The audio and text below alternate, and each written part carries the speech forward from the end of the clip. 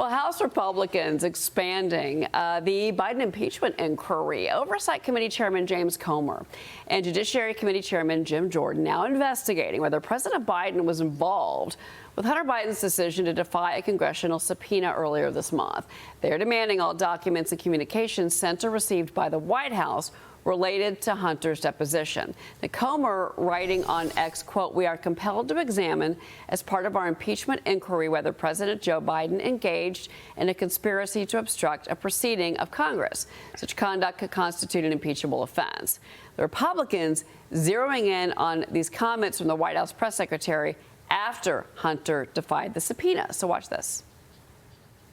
The president was certainly familiar with what his son was going to say. And I think what you saw was from the heart from his son.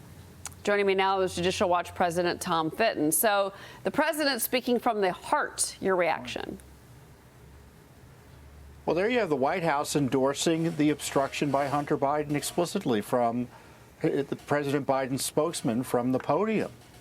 And it's not just an impeachable offense potentially to obstruct Congress in this direct way. But it also could be a crime. So if I were in Congress, I'd be not only asking for documents, I'd be asking for testimony from the White House lawyers who obviously were coordinating. And by their own admission in various reports, President Biden was in on it as well. So I don't know how they avoid this in terms of Congress grappling with it. And there has to be pressure on the Justice Department. There's got to be a contempt referral to the Justice Department here. And anyone involved in this crime, potentially, needs to be investigated, including the President of the United States. But, I mean, what would constitute a crime? I'm just curious here from a legal perspective, and that would put President Biden in legal jeopardy. How would that work? I mean, because you're talking about a father and a son. You know, they had a conversation over donuts about Hunter, you know, and Hunter says, "I don't want to testify in Congress. I'm going to defy the subpoena." And Dad says, "Oh, sure, son, do it." You know, like, how do you find out exactly where the legal jeopardy is? Well, that's why you have an investigation. We have Peter Navarro and Steve Bannon both facing criminal sanction, going to jail for alleged contempt of Congress.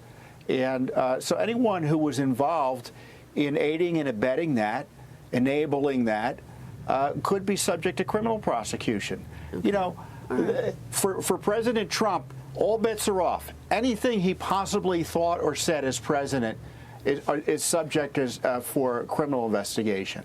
But Joe Biden, he's protected. And this is not the first story where it's come out that Hunter Biden is coordinating with the White House in his, quote, criminal defense. In the other instance, over the Justice Department investigations of him. I tell you, the Congress is just scratching the surface of what it needs to be investigating in terms of the obstruction of Justice Department inquiries, in addition to not only this congressional inquiry that's ongoing.